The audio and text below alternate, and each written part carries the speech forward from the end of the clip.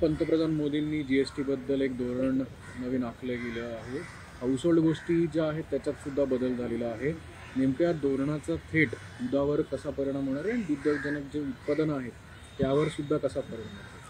हा खरं तर खूप योग्य आणि चांगला निर्णय झालेला आहे। कारण की ह्यामुळे जे सरकार ज्या गोष्टींना अडचणीत येत होतं की ग्राहकांना कमी दरामध्ये द्यायचं, शेतकऱ्यांना चांगला दर द्यायचा, ही जी अडचण आहे त्याच्यातली जी तफावत होती ती कमी होईल। कारण की ग्राहकांना कमी दरामध्ये दूध आणि दुग्धजन्य पदार्थ मिळण्याचा जो मार्ग आहे तो आता मोकळा झाला आहे। आपला शेतीप्रधान देश असल्यामुळं आपल्याला शेतकऱ्यांना न्याय तर हा द्यावाच लागतो। त्यामुळे तो जो दर आहे तो परवडणाऱ्या रेटच्या पलीकडे असलाच पाहिजे, हा हेतू ठेवून सरकार कित्येक वर्ष जो प्रयत्न करत होता। पण ग्राहकांना जो पर्याय मिळायचा, जीएसटीमुळे जे किमती वाढत होत्या त्याच्यामुळे जो दुसरा पर्याय मिळायचा, म्हणजे जिथं तुपाचीच गरज आहे, ज्या कुटुंबाला तूप खाण्याची इच्छा आहे पण जीएसटीमुळे वाढलेल्या रेटमुळे तो तेलाकडे वळत होता किंवा दुसऱ्या अन्य पदार्थांकडे जो वळत होता तो आता वळणार नाही।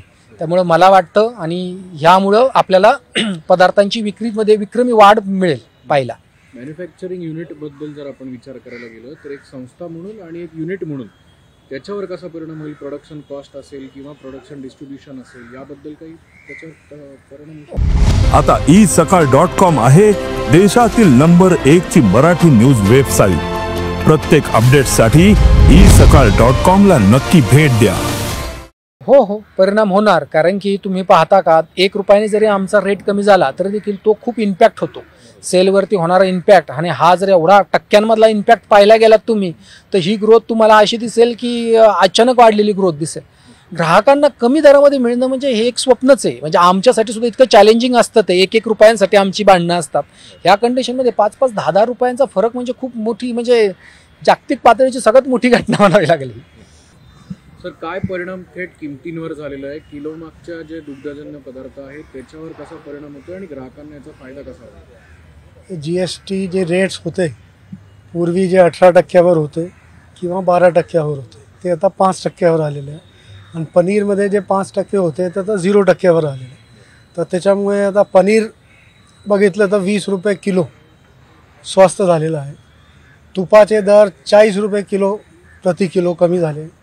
तसंच आईस्क्रीमसुद्धा 20 रुपये प्रति लिटरने कमी झालेली आहे आणि बटर ते 30 रुपये प्रति किलोनी कमी झाले।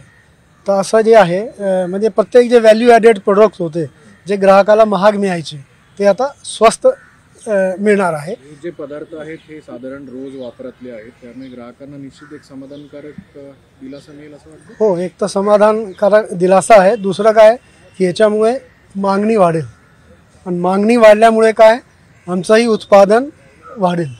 तर म्हणजे आमचं उत्पादन वाढेल तर नक्की शेतकऱ्यालाही फायदा होणार।